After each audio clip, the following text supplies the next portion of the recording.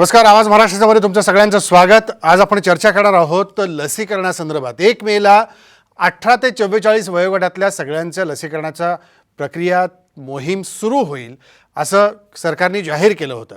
आणि 45 ते पुढे जे वयोगट आहे यांचं लसीकरण जे पूर्वीप्रमाणे चालू आहे त्याप्रमाणे ते चालूच राहील असंही सांगितलं होतं. पण याचं नेमकं काय झालं? लसीकरणाच्या संदर्भामध्ये पुढं काय काय पावलं उचलली गेली? आकडे एकीकडे केंद्र सरकारने आज दावा असा केलेला आहे की महाराष्ट्रातला कोरोनाचा आकडा, रुग्णसंख्येचा आकडा हा घटताना पाहायला मिळतो. एकीकडे एक दिलासादायक बातमी आहे. जर केंद्र सरकारने ही आकडेवारी जाहीर केली असेल की कोरोनाचा गेल्या 15 दिवसातला आकडा जर पाहिला तर महाराष्ट्रातला घटताना दिसतोय. त्यांनी काही जिल्ह्यांची नावंही सांगितली. पण हे सगळं होत असताना पुढचा धोका ज्या पद्धतीने अनेक तज्ज्ञ म्हणतात, तिसरी लाट येईल, चौथी लाट येईल, पुढे अजून काही गोष्टी घडतील, पण याच्यामध्ये लसीकरणाचा वेग वाढवणं हे अत्यंत गरजेचं आहे. हे परदेशातल्या काही इतर राष्ट्रांनी आपल्याला उदाहरणादाखल दाखवून दिलं आहे, ज्याच्यात इस्रायलचा उल्लेख खास करून आपल्याला करावा लागेल. 130 कोटी भारतीयांचं लसीकरण इतक्या फटकन वेगात होणार नाही, सगळ्यांना मान्य आहे. पण त्याची काहीतरी प्रक्रिया आपल्याला राबवावी लागेल. याच संदर्भात आज आपण चर्चा करणार आहोत. आपल्यासोबत विधान परिषदेचे विरोधी पक्षनेते प्रवीण दरेकर आहेत, आपल्यासोबत शिवसेनेचे आमदार मनीषा कायंदे आहेत आणि आपल्यासोबत काँग्रेसचे प्रवक्ते अतुल लोंढे हे देखील आहेत. मला सुरुवात प्रवीण दरेकर आपल्यापासून करायची आहे की लसीकरणाचं नेमकं पुढे झालं काय? लसीकरणाचा वेग वाढला पाहिजे, लसीकरणावरती प्रक्रिया राबवली गेली पाहिजे आणि त्याच्यात सगळ्यांनी मिळून एकत्रित काम वेगाने केलं पाहिजे.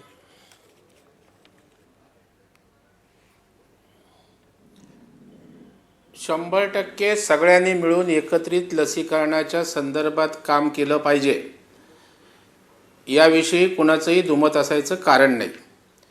लसीकरणाच्या संदर्भात त्या ठिकाणी एकमेकावर ब्लेम गेम करण्यापेक्षा केंद्र आणि राज्यांनी समन्वय साधून एकत्रितपणे कसं काय लवकरात लवकर जादा लसी उपलब्ध करून या ठिकाणी जनतेला दिलासा देता येईल यासाठी प्रयत्न करण्याची अत्यंत आवश्यकता आहे. परंतु आपण बघाल की सातत्यानं या ठिकाणी सत्ताधारी पक्षाकडून त्या ठिकाणी लस उपलब्ध होत नाही अशा प्रकारची ओरड सुरू करण्याचा दुर्दैवी प्रयत्न या ठिकाणी होतोय. हे संकटाच्या काळात योग्य असं मला अजिबात वाटत नाही. माझ्याकडे या ठिकाणी आकडेवारी आहे, मी संपूर्णपणे आकडेवारी त्या ठिकाणी देत नाही, परंतु देशामध्ये सगळ्यात जास्त लस महाराष्ट्राला या ठिकाणी पुरवलेली आहे. म्हणजे आतापर्यंत महाराष्ट्राला 1,62,62,000 एवढ्या लसी त्या ठिकाणी दिल्या असताना गुजरातला 1.25 कोटी, त्या ठिकाणी उत्तर प्रदेशला 1.25 कोटी, आणि त्याच्यामुळे महाराष्ट्रामध्ये जास्त लसीकरण जे झालं ते केवळ केंद्र सरकारनं लसी उपलब्ध करून दिल्या म्हणूनच झालं. ही वस्तुस्थिती आज त्या ठिकाणी कोणीच मान्य करायला तयार नाही, हे दुर्दैवी आहे. तथापि आता लसीकरणाच्या संदर्भात अगदी क्लिअर कट पिक्चर आहे. 45च्या वरच्या सर्व लोकांना लसी देण्याचं काम केंद्र सरकार त्या ठिकाणी मोफतपणे करतंय, ते अव्याहतपणे चालू राहणार आहे. आणि त्यासाठी केंद्र सरकार तो कार्यक्रम कंटिन्यू होण्यासाठी काही केंद्राला लसी घेत आहे. परंतु त्याचबरोबर ज्या राज्यांना त्या ठिकाणी स्वतःच्या लसी खरेदी करायच्या असतील त्यांनाही त्या ठिकाणी फ्रीडम देण्याचं काम केंद्र सरकारने त्या ठिकाणी केलेलं आहे. आणि म्हणून बाहेरून लसी मागवणं, त्यांना परवानगी देणं, अशा प्रकारच्या ज्या ज्या गोष्टी गतीनं करण्याची आवश्यकता आहे ते राज्य सरकार राजेंद्र या ठिकाणी करताना आपल्याला दिसतंय. माझी या ठिकाणी सर्वांना या ठिकाणी विनंती राहील, त्यांनीही करू नये, आम्हीही करू नये. आज लसीचा साठा आपल्याकडे त्या ठिकाणी उपलब्ध असताना आपण त्या ठिकाणी लसीचा शॉर्टेज आहे म्हणून त्या ठिकाणी काही लसी केंद्र बंद करत असतो आणि लोकांमध्ये कारण नसताना एक अनरेस्ट निर्माण करण्याचा एक नैसर्गिक आपला कृत्रिम प्रयत्न आपला त्या ठिकाणी असतो. आपण बघाल की एप्रिल 29 पर्यंत आपल्याकडे 7,49,960 लसी त्या ठिकाणी शिल्लक होत्या. परंतु त्या दिवशी आपण लसी आपल्याकडे कमी आहेत अशा प्रकारचं वातावरण तयार करण्यात आलं आणि मग पुण्यापासून अनेक लसीकरण केंद्रावर लसीचा शॉर्टेज आहे म्हणून त्या ठिकाणी लोकांमध्ये वातावरण करत केंद्राच्या नावाने खडे फोडण्याचं काम दुर्दैवी या ठिकाणी राज्य सरकारमधल्या काही नेत्यांनी, मंत्र्यांनी त्या ठिकाणी केलं. म्हणजे पुण्यामध्ये ज्या दिवशी लस होती त्या दिवशी लस केंद्र बंद केली. मुंबईमध्ये लाख सव्वा लाख लसीचा डोस उपलब्ध असताना 40 ते 45 लसीकरण केंद्र त्या ठिकाणी बंद करण्यात आली. मला वाटतं अशा प्रकारचं ब्लेम गेम आम्ही संकटाच्या काळात करत राहिलो तर ते एंडलेस आहे. आणि म्हणून मी पहिल्या दिवसापासून सांगतोय की असे वाद केंद्र, राज्य असे याच्यामध्ये असे योग्य वाद आपण समन्वय घालत राहिलो, साधत अशा त्या प्रकारचा ठिकाणी आरोप काम- प्रत्यारोप करत राहिलो तर प्रवीण दरेकर तुम्ही म्हणतात असं याला शेवट नाहीये. ही निरंतर प्रक्रिया वाद घालण्याची चालूच राहील. पण जनतेच्या लसीकरणाचा मुद्दा मनीषाताई ज्या प्रकारे समोर येतो अगदी की जेव्हा आरोप प्रत्यारोप होतात, हे खरं आहे की केंद्र सरकार लसी पुरवत नाही आहे किंवा त्याच्या काही गोष्टी होत नाही आहेत वगैरे वगैरे, जेव्हा अशा प्रकारचे आरोप होतात तेव्हा महाराष्ट्र सर्वाधिक लस देणारं राज्य म्हणून आपण सांगतो की सर्वाधिक लसी महाराष्ट्राने दिल्या, आत्तापर्यंत लसीकरण सर्वाधिक केलं.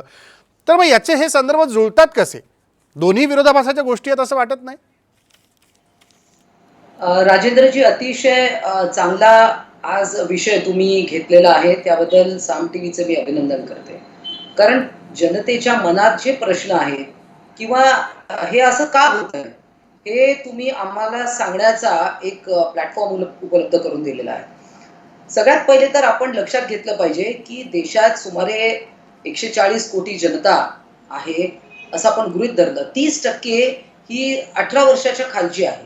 म्हणजे 96.6 कोटी जर का 100% लसीकरण करायचं असेल तर, आणि जर का आपण म्हटलं की 60% लोकांना लसीकरण करायचं आहे तर 98 कोटी लसी आपल्याला पाहिजे.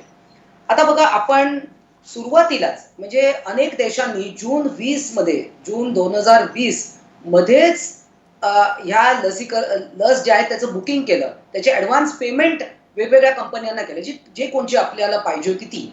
आता 66 दशलक्ष डोसेस हे आपण 94 देशांना 22 एप्रिलला पुरवले, म्हणजे 22 एप्रिल पर्यंत असं मला म्हणायचंय. तर आणि दुसरं म्हणजे महत्वाचा मुद्दा की 2च कंपन्या ज्या भारतीय, एक पूर्ण भारतीय नाहीच, एक भारत बायोटेक ही पूर्ण भारतीय आणि त्याचं पण ICMR ने फक्त भारत बायोटेकलाच अधिकार दिले, दुसऱ्या कोणत्याही कंपनीला अधिकार दिलेले नाहीत. आणि सिरम इन्स्टिट्यूट जी सगळ्यात आज मोठी कंपनी भारतातली, ती पण पूर्णपणे भारतीय नाही, त्याचं सीड त्यांनी ॲस्ट्राझेनेकाकडनं घेतलेलं आहे. हे असं सगळं विचार केला तर हे जे एक मायक्रो प्लॅनिंग करायला पाहिजे होतं की आपण इतक्या कोटी जनतेला लसीकरण कसं करणार, याचं काहीतरी एक प्लॅनिंग करायला पाहिजे होतं. ते प्लॅनिंग कोणी केलं का? तर नाही केलं. तर का केलं? सुप्रीम कोर्टाने हाच प्रश्न विचारलाय. आज लस घ्यायला जाताना मग तुम्ही ते ॲप पाहिजे, तुमचं वास्तव्याचा पुरावा पाहिजे. आज कोर्टाने विचारलंय ना की राज्य घटनेच्या 21व्या कलमाच्या अंतर्गत प्रत्येकाला अधिकार लस घेण्याचा. मग हे ॲप कशाला पाहिजे, तुम्हाला प्रूफ कशाला पाहिजे वास्तव्याचं, ह्या सुप्रीम कोर्टाने विचारलंय. म्हणजे लसीकरण प्रक्रिया इतकी किचकट का केली आहे असा सुप्रीम कोर्टाने केंद्र शासनाला प्रश्न विचारलेला आहे. आणि हे इतकं मायक्रो प्लॅनिंग, म्हणजे आज ह्याच्यावर अनेक लेख आहेत, आणि लेख म्हणजे राजकीय पक्षांच्या पुढारीचे नाही, तर ते त्या क्षेत्रातल्या तज्ज्ञांचे. तुम्ही फायझरला अगोदर का नाही दिलं? फायझरला तुम्ही पहिले 2च कंपन्यांबरोबर तुम्ही खेळत बसलात. फायझरला म्हणजे आज तुमच्या पूर्ण चाचण्या झाल्या नाहीत. 3ऱ्या टप्प्याची चाचणी फायझरची चालू आहे, त्याचा इम्युनोजेनिसिटी रिपोर्ट नाहीये म्हणून त्याला तुम्ही बंद केलं. एकदा तुम्ही हो म्हटलं, नंतर बंद केलं. म्हणजे तुम्ही कमी सगळं तुम्ही स्वतः सगळ्यांना आवडत आला. आणि नंतर भारत कसा इतरांना एक्सपोर्ट करतोय, म्हणजे आपल्या जनतेला उपाशी ठेवायचं आणि दुसऱ्याला तुपाशी द्यायचं, ही कुठली पद्धत आहे? आम्ही आज प्रवीण दरेकरजी माननीय आमचे विरोधी पक्ष नेते आहेत, पण हे मला का, म्हणजे तुम्हाला इतर देशांना पुरवायची एवढी घाई का होती? केवळ तुम्हाला टेंबा मिरवायचा होता की आम्ही सगळ्यात मोठं लसीकरण भारत करतोय. आम्हाला आनंद आहे ना, भारतात हा पहिल्यापासून पोलिओ असो, MMR असो, कुठलेही डोस आहे, India is one of the best countries for vaccination production. पण या कोविडच्या वेळेस हे सगळं गणित का चुकलं? आता प्रवीण दरेकरजी म्हणतात आरोप प्रत्यारोप करायचे नाही, म्हणून मी आरोप प्रत्यारोप करत नाहीये, पण इथे प्रश्न उपस्थित करते केंद्र सरकार. बिलकुल, जे प्रश्न आहेत त्या प्रश्नांची उत्तरच आपल्याला शोधायची आहेत, म्हणून हा आपण कार्यक्रम करतोय. अतुल लोंढे, लसीकरणाची प्रक्रिया जी आहे, मनीषा त्याचा मुद्दा अगदी राजस्थानी कोर्टाने पण आज त्याच्यावरती आश्चर्य ओढले सरकारच्या या सगळ्या प्रक्रियेवरती. ते सुलभीकरण केलं पाहिजे की नाही. म्हणजे मी कोविन ॲपवरती माझं नाव नोंदवायचं, माझा आधार कार्ड नंबर टाकायचा, त्याच्यानंतर परत त्याचं टोकन नंबर येईल तेव्हा बघायचं, ते लसीकरण केंद्र कुठे आहे ते शोधायचं, तिथं असलेली हजारोंची गर्दी बघायची, तासन तास ताटकळत उभं राहायचं, मग आतून कोणीतरी येऊन सांगतो की नाही आज 100 डोसेस झाले होते, उद्या बघूया, पुन्हा उद्या लाईनीत उभं राहायचं. म्हणजे याच्याने कोरोना कमी होण्यापेक्षा वाढण्याची शक्यता जास्त आहे. अगदी बरोबर आहे. मला फक्त थोडंसं फिगर्स करेक्ट करायच्या होत्या.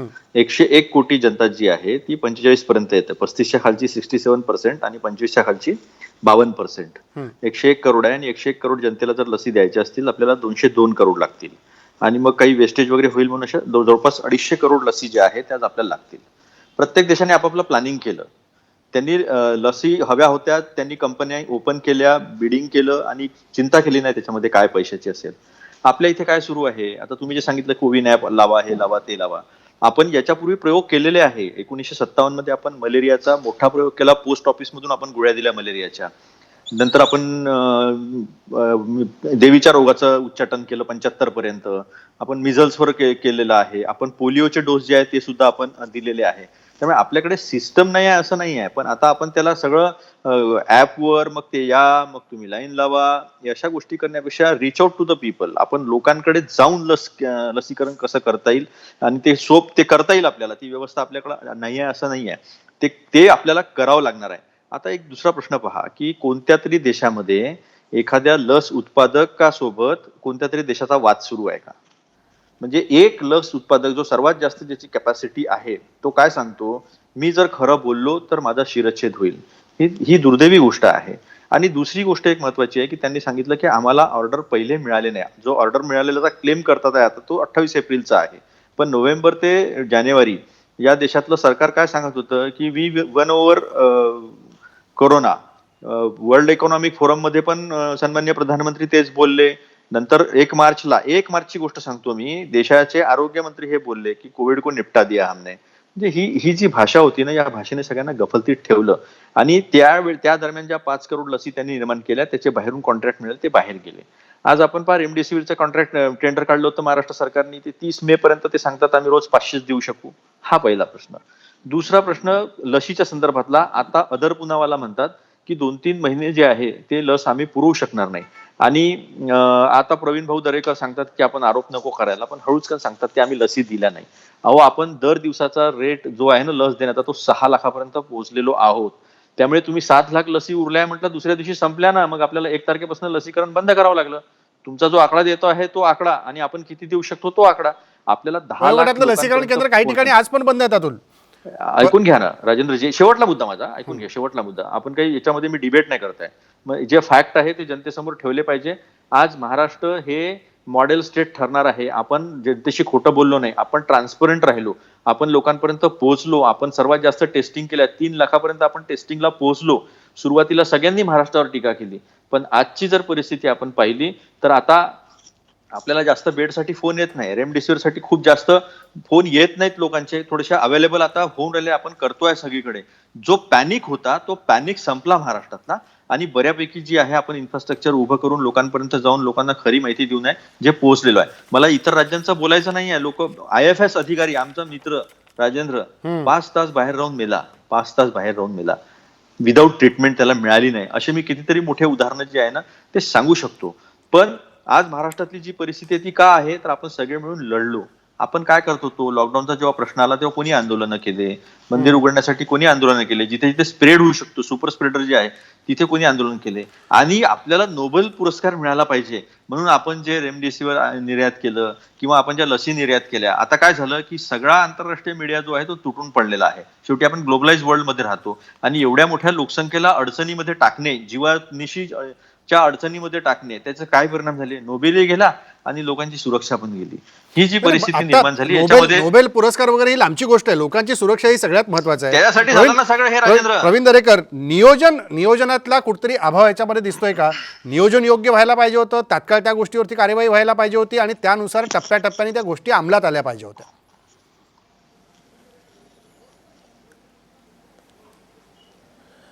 नाही राजेंद्र, मला या ठिकाणी आता वाद घालायची इच्छाही नाही.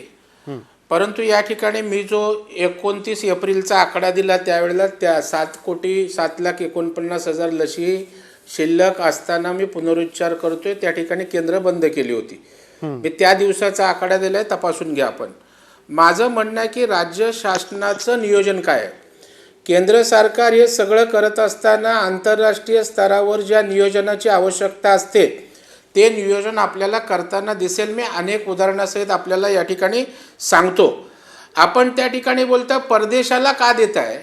आपण लक्षात घ्या, आपण दुसऱ्याला मदत केल्याशिवाय दुसरा आपल्याला मदत करणार नाही. आज अमेरिकेचे राष्ट्राध्यक्ष पंतप्रधान नरेंद्र मोदी साहेबांशी चर्चा करून ज्या वेळेला संवाद झाला त्यावेळेला लसीसाठी लागणारा कच्चा माल त्या ठिकाणी ते देणार आहेत. आणि त्याच्यामुळे काही गिव्ह अँड टेक केल्याशिवाय आंतरराष्ट्रीय रिलेशन त्या ठिकाणी प्रस्थापित होत नाही. बरं, तेही प्रमाण अत्यंत नगण्य त्या ठिकाणी आहे. मला या ठिकाणी धीर धीर माझा झाल्यावर बोला. या ठिकाणी तुम्हाला देणार आहेत ते बोलायला. या ठिकाणी मी आपल्याला सांगतो, नाही ती बोटं अशी हलवू नका म्हणून. या ठिकाणी मला असं सांगायचं आहे, मुद्दे मांडू द्या ना तुम्ही. काँग्रेसचे आमचे अतुल लोंढे आमचे मित्र आहेत. नाही द्या ना, तुम्ही माझ्यापेक्षा विद्वान आहात याची मी सतत जाणीव आहे मला. त्याच्याबद्दल मी तुमच्या मागेच आहे, कधीच मी तुमच्या पुढे नाही. माझ्यापेक्षा आकडेवारी, आंतरराष्ट्रीय अभ्यास, या आरोग्यविषयक माहिती तुम्हाला हे मी जाहीर कबूल करतो. त्याच्याविषयी आपण जराही शंका बाळगू नका. मला एवढंच सांगायचं आहे अतुल लोंढेजी की 3 मे अखेर भारतामध्ये 15,72,00,000 नागरिकांचं लसीकरण झालेलं आहे. आणि आपण जे इटली बोलता आणि इंग्लंड जे आपले आवडते देश त्या ठिकाणी आहेत, त्या देशामध्ये इंग्लंडमध्ये 3,60,00,000 आणि इटलीमध्ये 1,50,00,000 इतकं लसीकरण झालं आहे. म्हणजे आपल्या देशामध्ये इंग्लंडपेक्षा 5 पटीनं आणि तुमच्या इटलीपेक्षा 10 पटीनं लसीकरण झालं आहे. ही वस्तुस्थिती आम्ही मान्य कधीतरी करणार आहोत की नाही. आणि मला याचंही उत्तर आपल्याकडून त्या ठिकाणी हवं आहे. नाही, तुम्ही एवढे अस्वस्थ होऊ नका, तुम्ही मला उत्तर द्या नंतर. त्यामुळे आपण मला सांगा, आपली मायक्रो प्लॅनिंगसाठी आरोग्य विभागाची समिती त्या ठिकाणी नेमले. आपल्याला त्या ठिकाणी लोंढेजी माहीत असेल, त्या समितीनं आतापर्यंत काय केलं याचंही मला उत्तर त्या ठिकाणी आपल्याकडून हवं आहे. आणि इतर राज्य त्या ठिकाणी सिरम किंवा भारत बायोटेककडे त्यांच्या बुकिंग झाल्या, त्यांना ॲडव्हान्स पेमेंट दिलं. केवळ आपण त्या ठिकाणी एक रकमी चेक देऊ एवढं बोलून त्या ठिकाणी चालत नाही, तर तिथे बुकिंग करावी लागते, त्यांना चेक ॲडव्हान्स द्यावा लागतो. कारण 18 ते 45 वयोगटातील साधारणतः 5,70,00,000 एवढ्या लोकसंख्येला आपल्याला लसीकरण करायचं आहे. आणि त्यामुळं केंद्र तुम्हाला परवानग्या पाहिजे ते देतं आहे, केंद्र त्या ठिकाणी तुम्हाला फ्रीडम देतं आहे. असं असताना आम्ही काय करतो आहे याचंही त्या ठिकाणी उत्तर हवं आहे. ग्लोबल टेंडर आज कुठल्या स्टेजला आहे, केलं का ग्लोबल टेंडर? हाफकिनला परवानगी दिली, त्या हाफकिनला पण 60% 50% पैसे केंद्र सरकार त्या ठिकाणी देत आहे. त्याचा आम्ही कुठेही उल्लेख त्या ठिकाणी करत नाही. ठीक आहे, प्रवीणजी, आपण या प्रश्नांची उत्तरं दोघांकडनं घेऊ आणि मी परत तुमच्याकडे येतो. आपण बघा, मी परत तुमच्याकडे येतो. मनीषाताई, असं आहे, आता पहिल्या हाफकिनचा उल्लेख केला, कधी परमिशन दिली? आज हाफकिन इन्स्टिट्यूट हे महाराष्ट्रातलं नाही तर देशातलं एक सर्वोत्तम लस तयार करण्याचं एक इन्स्टिट्यूशन आहे. त्यांना कधी दिलं? एप्रिलमध्ये. कधीपासून आम्ही मागत होतो. त्याच्यानंतर मला सांगा, ही जी मोनोपोली आहे, आता ही सगळ्या गोष्टी केवळ सिरम इन्स्टिट्यूट, जसं मी म्हटलं की इतर लसींच्या कंपन्या ज्या आहेत त्यांच्यासाठी तुम्ही ओपन मार्केट का नाही क्रिएट केलं? या 2च लसींवर तुम्ही लक्ष केंद्रित केलं, तुम्ही मायक्रो प्लॅनिंग केलं नाही. आणि म्हणून आज हा लसीकरणाचा जो सगळा फज्जा उडालेला आहे केंद्र सरकार. बरं, तुम्ही म्हणता की म्हणजे तिकडे देशाचं कौतुक करता, आता देशामध्ये महाराष्ट्र येत नाही का? जर का महाराष्ट्रामध्ये आज आपण एक चांगला आकडा गाठलेला आहे, तर मग महाराष्ट्र हा देशात येत नाही म्हणजे तुम्हाला देशाचं कौतुक आहे, महाराष्ट्राचं नाही. ज्या महाराष्ट्राचे आपण विरोधी पक्ष नेता आहात, आमदार आहात, मग तिकडे महाराष्ट्राला जाऊन तुम्ही का कमी लेखताय? तुम्ही एकदा तरी केंद्राशी म्हणालात का आम्ही महाराष्ट्राचे आहोत, इथल्या जनतेने आम्हाला निवडून दिलेलं आहे, तुम्ही सगळं केंद्राला पुरवता. तुमचा आमदार निधी असेल, तुमचं PM केअर असेल, तुम्ही सगळं तिकडे. आज 33,000 कोटी जर का फायनान्स मिनिस्टरनी, केंद्रीय फायनान्स मिनिस्टरनी लसीकरणासाठी ठेवले, मग त्याचा उपयोग कुठे झाला हे जनतेला सांगायला पाहिजे ना. लोक विचारणार तुम्हाला. आता कोर्ट विचारायला लागलं, कारण लोकांना तुम्ही उत्तर देत नाही. बरं, महाराष्ट्र सरकारने जेवढी पारदर्शकता ठेवली आहे तेवढी कोणत्याच राज्याने ठेवलेली नाहीये. त्यामुळे मगाचा जो मी मुद्दा म्हटला की भारत बायोटेक फक्त ICMR भारत बायोटेकलाच का दिली, तर हे प्रश्न आहेत ना, इतर कंपन्यांना का नाही तुम्ही पेटंट दिलं? डिझास्टर मॅनेजमेंट ऍक्ट खाली तुम्ही हे पेटंट तुम्ही कुठल्या ना कुठल्या कायदा आणून तुम्ही इतर लोकांना सुद्धा ते पेटंट खरेदी करायला लावायला पाहिजे होतं आणि लसीकरणाचं प्रोडक्शन वाढवायला पाहिजे होतं. आज आता इतक्या कोटी जनतेला, आणि मगाशी प्रवीण दरेकर जी म्हणाले, माझ्याकडे आकडा आहे द वायर याच्या आहे की 66 मिलियन डोसेस टू 94 कंट्रीज, हा 22 एप्रिल पर्यंतचा आकडा आहे. 66 मिलियन. मग हे आपल्या जनतेला का त्याचा अधिकार नव्हता? आणि इतर देशांनी जून 2020 मध्येच त्याचं बुकिंग केलेलं आहे. पण आपण आपल्याला कलकत्त्याची पश्चिम बंगालची निवडणूक आपल्याला महत्वाची होती, कारण इलेक्शन ओरिएंटेड सगळं चाललं असल्यामुळे देशामध्ये सगळं चालू होतं. पण लसीकरणाचं ज्या पद्धतीने micro planning, इलेक्शनचं Bharatiya Janata party कौतुक करते मी त्यांचं, की मायक्रो प्लॅनिंग आहे तुमचं, एक एक राज्य काबीज करायचं करा, पण राजा राजा होतोय, पण प्रजेचं काय? आज प्रजा तिकडे बिना ऑक्सिजनची मरते. आता आज सगळीकडनं मागवायला, मग कुठे गेला विकास, कुठे गेला तुमचा आत्मनिर्भरपणा? प्रवीणजी उत्तर द्या. नाही, मला खरं म्हणजे त्यांचा प्रश्नच कळाला नाही. इलेक्शनवर वेगळी चर्चा घ्या आणि त्याचं मायक्रो प्लॅनिंग नाही. मी विचारलं तुमच्या मायक्रो प्लॅनिंगची जी कमिटी केली आरोग्य विभागाने, तिचं स्टेटस काय? तिने त्या मायक्रो प्लॅनिंग काय केले जरा राज्यातील जनतेला आपल्या माध्यमातून ताई कळावं. नाही नाही मनीषाताई एक मिनिट, मला बोलू द्या राजेंद्र. मी येतो, अतुल मी येतो. मायक्रो प्लॅनिंग कमिटी जी आरोग्य विभागाने केलेली आहे, त्या मायक्रो प्लॅनिंग कमिटीने काय केलं हे राज्यातील जनतेला आता समजावं ही विनंती आहे. दुसरं, राज्यातील सिरम, इतर राज्य सिरम किंवा बायोटेकडं बुकिंग करत असताना ज्या वेळेला राज्याचे प्रमुख सांगतात आमचा एकरकमी चेक त्या ठिकाणी देणार आहोत, तर अशा प्रकारचं किती बुकिंग आपण सिरमकडे किंवा बायोटेकडे केलं आणि किती एकरकमी चेक दिला, या दोन गोष्टींची उत्तरं द्यावी. आणि ग्लोबल टेंडर संदर्भात त्या ठिकाणी जी वाच्यता केली, त्या ग्लोबल टेंडर संदर्भात या ठिकाणी नेमकं स्टेटस काय आहे, या 3 प्रश्नांची मला ताईंकडून उत्तरं पाहिजे. आता निवडणुकीत काय झालं, निवडणुकीत कोरोना, मायक्रो प्लॅनिंग, निवडणुकीवर वेगळी चर्चा करा. नाही, निवडणुकीची करू वेगळी चर्चा, त्या ठिकाणी बोलू. त्याच्यात वेगळी चर्चा आपण काल दिवसभर केली निवडणुकीवर. आज लसीकरणावर व्यवस्थेमध्ये अतुल लोंढे उत्तर देतो ना. या 3 गोष्टींची मला प्रवीण दरेकर, अतुल लोंढे उत्तर देत आहेत. द्यावं उत्तर. अतुल लोंढे देत आहे उत्तर. आता असं आहे, मनीषाताई हे बरोबर नाही आहे. ते कर्नाटकचं सरकार पाडत होते, मध्य प्रदेशचं सरकार पाडत होते किंवा ट्रम्पला नमस्ते करत होते, हे बरोबर नाही. आता चर्चा ताई मला म्हणजे योग्य नाही वाटत. ते तुम्ही विचार करत होता थोडा, योग्य नाही चर्चा करणं ती.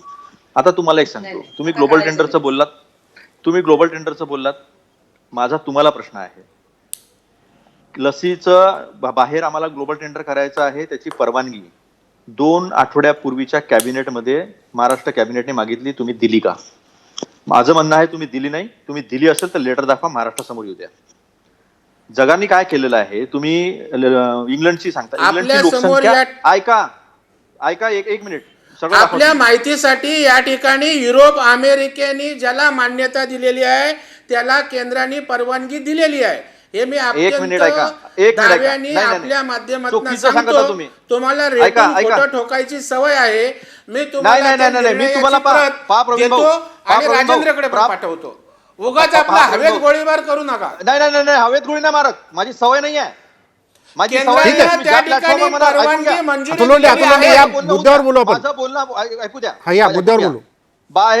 बाहेरून लसी विकत घेण्याची परवानगी नाही आहे. तुम्ही ज्या प्लॅटफॉर्मवर म्हणाल त्या प्लॅटफॉर्मवर राहतो. मी अमित शाह नाही की मैं यहाँ से बीजेपी हार गया तो इस्तीफा नहीं दूंगा. त्या प्लॅटफॉर्मवरून माफी मागितली. युरोप आणि अमेरिकेने ज्याला मान्यता ज्या लसीला दिलेली आहे बोलले ना, त्या ठिकाणी केंद्राने मंजुरी दिलेली आहे. फायझरला पहिले दिली आणि मग काढून घेतली ना. तिसऱ्या स्टेजची ट्रायल सुद्धा झाली नाही. दुसरं उत्तर ऐकून घ्या. दुसरं उत्तर, अहो तुम्ही परवानग्या करताय. तुम्ही काय महाराष्ट्रासाठी केलं ते सांगा जरा. ओपन करा ना. प्रत्येक वेळेला केंद्राने काय केलं, मान्यता दिली. सबसेल अपयशी ठरलेला. एक मिनिट मनीषा, आज ऑक्सिजन नाही मिळवतायत, व्हेंटिलेटर नाही मिळवतायत.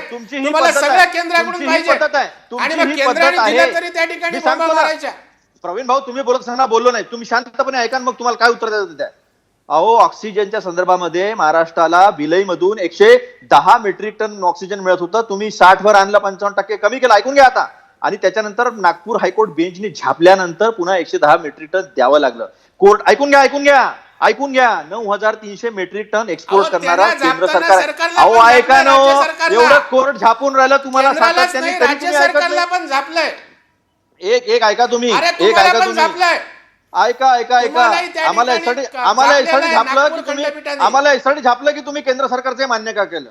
वाचून घ्या व्यवस्थित काय कोर्टाने म्हटलं. आणि नंतर तुम्ही आरोग्य शेवटी व्यवस्था सुप्रीम कोर्टाला फेलर आहे म्हणून झापलंय. सुप्रीम कोर्टाला तुमची इब्रत वाचवायला सगळ्या हायकोर्टांना सांगावं लागलं की आम्ही डील करतो. आणि आज सुप्रीम कोर्ट काय बोललं ना ते सगळ्यांसमोर आहे. कंटेम्प्ट होईल म्हणले सुप्रीम अहो, कोर्ट, तुमच्या कंटेम्प्ट होईल राज्य म्हणले तर सरकारच्या केंद्राने ऑक्सिजन अब्रूचे दिला नाही तर धिंडवडे संपूर्ण काय? महाराष्ट्रात प्रवीण गेले. भाऊ चिडू नका, म्हणून प्रवीण भाऊ चिडू पंढरपुरात नका. निवडणूक झाली मी ना, ऑन रेकॉर्डवरच्या त्यावेळेला गोष्टी बोलतो. लोकांनी दिला जनाधार काय तो. प्रवीण भाऊ तुम्ही बोलत नाही, असताना आम्ही चिडू बोललो नये, नाही. तुम्ही लोकांसमोर खरं महाराष्ट्राच्या केलं नाही पाहिजे अब्रूचे म्हणून तुम्ही धिंडवडे आता राडा काढलेले करताय.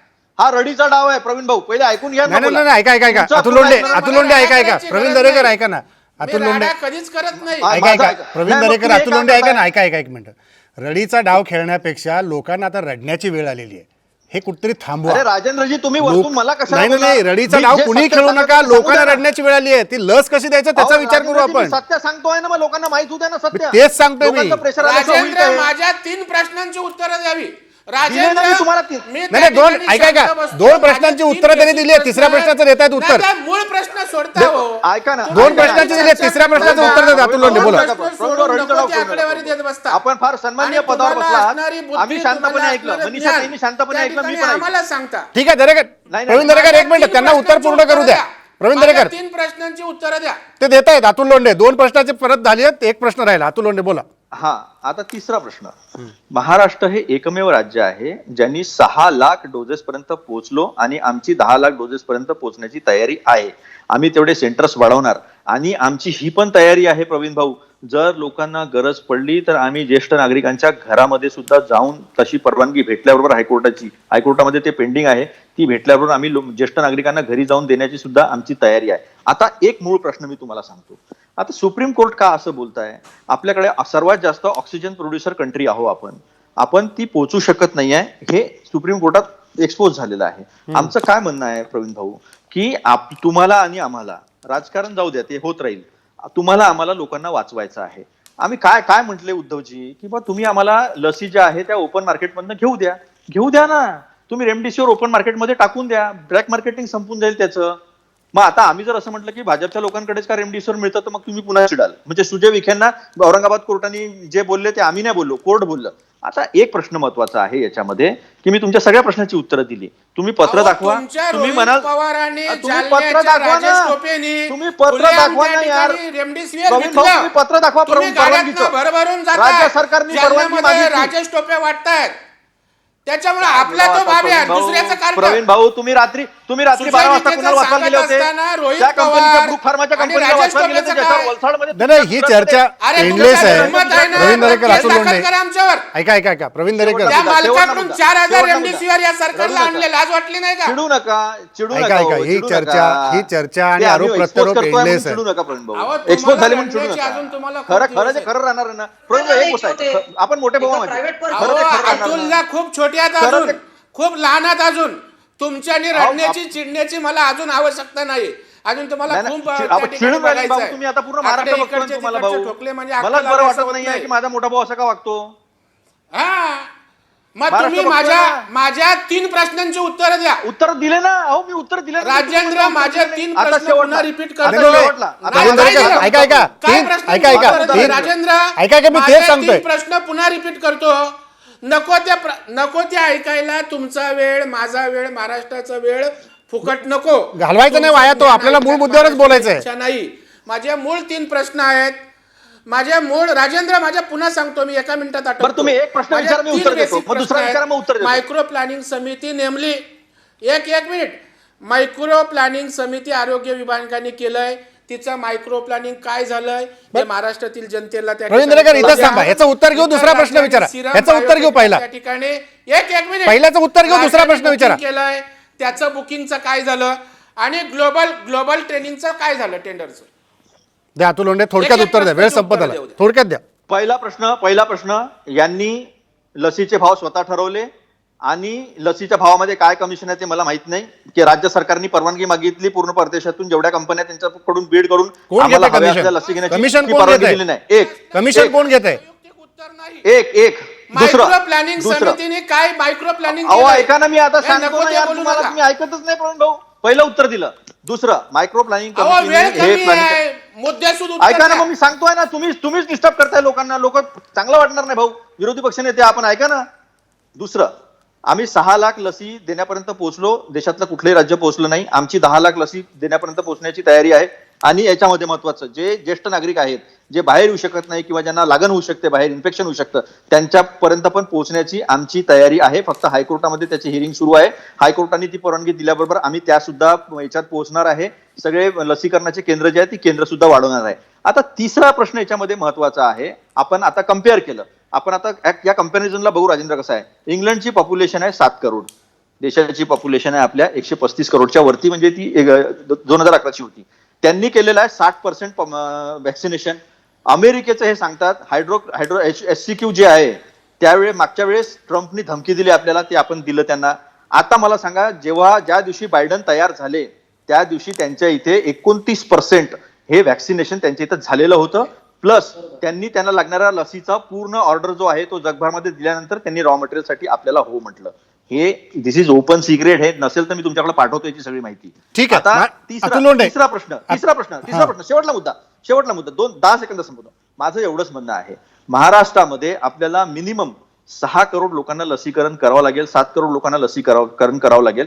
आपण सगळे एकत्र उभं राहूया. केंद्र सरकारला तुम्ही लस द्या, तुम्हीच घेऊन या, तुम्हीच क्रेडिट घ्या. आम्ही हात जोडून सांगतो, भाऊ तुम्ही क्रेडिट घ्या, तुम्ही ठीक सगळं आहे. करा. एक पण जी लस माझा- आहे एक तर ओपन करा, आम्हाला विकत घेऊ द्या राज्याला, नाहीतर मग ठीक तुम्ही आहे. तुम्ही माझा वेळ संपलाय. मला तिघांना एक शेवटचा प्रश्न विचारायचा आहे. तिघांना ओके. मला फक्त प्रवीण दरेकर, माझा वेळ संपलाय. तिघांना एक शेवटचा प्रश्न, हो किंवा नाही, मला उत्तर अपेक्षित आहे आपल्याकडून. आपण तिघांनी पण लस घेतली की नाही घेतली? मी घेतली. प्रवीण दरेकर, 2 डोस पूर्ण झालेत की एक डोस घेतले? हा घेतली. माझे झाले 2, आता झाले परवा. माझा 1 डोस बाकी आहे. झालेत ना? पण जनतेला द्या. दोन्ही झाले. जनता त्यासाठी रांगा लावून थांबले. हा प्रश्न साधा मला तुम्हाला विचारायचा होता. शेवटी आपण इतकं सगळं बोललो, एवढं सगळं झालं, पण या राजेंद्र, जनतेला राजेंद्र, एक डोस राजेंद्र, मिळण्यासाठी राजेंद्र, 3-3 तास तुम्ही उन्हात आम्हाला रांगेत प्रश्न लावावं विचारा. लागतं मे महिन्यात. मला सांगा 227 म्हातारी कोतारी माणसं लाईनीत उभं राहत आहेत, ते सोडवा. हे कशासाठी planning ही चालू विनंती आहे? आहे. तळमळीनं कशासाठी ही बोलत ही आहे? ही ही तुम्हा सगळ्या राज्यकर्त्यांना, कार्यकर्त्यांना, प्रशासनातल्या अधिकाऱ्यांना जनता राजेंद्र, विनंती करते. आपण चर्चा करत असताना बेसिक 3 प्रश्न मी विचारले, त्याचं बेसिक उत्तर 3 मला प्रश्नाचे मी मिळालं बेसिक नाही. उत्तर दिले हे मी भाऊ. पुन्हा तरी या तुम्ही ठिकाणी तेच सांगतो. रटलाय. मायक्रो प्लॅनिंग उत्तर दिल्यानंतर समितीने तीच काय रटलावता केलंय तुम्ही, हे चुकीचं त्याचं आहे. उत्तर नाही. एक गोष्ट मात्र राजेंद्र, त्या की ठिकाणी महाराष्ट्र- अरे माझा- बा, कुठे मी पहिले बुकिंग पण केलंय? बोललो होतो, राजेंद्र, सांगा ना की तुम्ही. महाराष्ट्र पहिलं राज्य सिरम राहील त्याच्यातून किंवा बाहेर निघणारं. भारत आज महाराष्ट्रामध्ये बायोटेकला किती बुकिंग आज केलंय? नाही, ऐका, प्रॉब्लेम महाराष्ट्रातल्या नाही. आजची आकडेवारी सांगतो. प्रवीण दरेकर, प्रवीण दरेकर, महाराष्ट्रातले आजचे आज दुपारी जी केंद्रीय आरोग्य मंत्रालयाची प्रेस कॉन्फरन्स झाली, आज दुपारी, ऐका तिघही, केंद्रीय आरोग्य मंत्रालयाचे सहसचिव लव अग्रवाल यांनी प्रेस कॉन्फरन्स घेतली आणि त्याच्यात मी सुरुवातीला जो उल्लेख केला की महाराष्ट्रातली कोरोनाची आकडेवारी घटतीये, ही महाराष्ट्रातल्या जनतेसाठी एक दिलासादायक बातमी आहे. पण हे घटत असताना कुठेतरी आपण वेगाने लसीकरणाचा गती वाढवली तर कुठे आपण याच्यावर लढ्याला मात करू शकतो असं म्हणायला वाव आहे. मात केली बिलकुल, असं बिलकुल अजिबात बरोबर. म्हणायचं जागा नाहीये. बिलकुल बरोबर आहे, राजेंद्रजी. पण बिलकुल बरोबर मात आहे, करू सहमत शकतो आहोत. असं याला वाव आहे. त्यामुळे कृपया आपण सगळ्यांनी हा विचार करूया की उन्हातानात लोकांना उभं करण्यापेक्षा त्यांना वेळेवर घरोघर असेल, कुठे त्यांच्या कॉलनीत असेल, त्यांच्या सोसायटीमध्ये असेल, याचा विचार करून लस वेळेवर कशी मिळेल याची प्रक्रिया वेगात आपण राबवण्याचा सगळे मिळून प्रयत्न करूया. माध्यम म्हणून देखील आम्ही सगळे सोबत आहोत. ती फुकट द्या, विकत द्या, पण लोकांना लस द्या. लोकांसाठी हात सोडा, जरा मोकळे करा. एवढीच विनंती आहे. धन्यवाद मनीषाताई, प्रवीण दरेकर आणि अतुल लोंढे, तुम्ही आलात आणि चर्चेत सहभागी झालात त्याबद्दल. लसीकरणाचा हा वेग वाढला पाहिजे आणि लसीकरणाच्या बाबतीमधले जे निकष असतील, नियम असतील, काय प्रक्रिया असेल ती किचकट असण्यापेक्षा सुलभ करा. लोकांना विकत द्या, फुकट द्या, काही द्या, पण लस द्या, ही इतकीच लोकांची मागणी आहे. इथंच थांबतो. नमस्कार.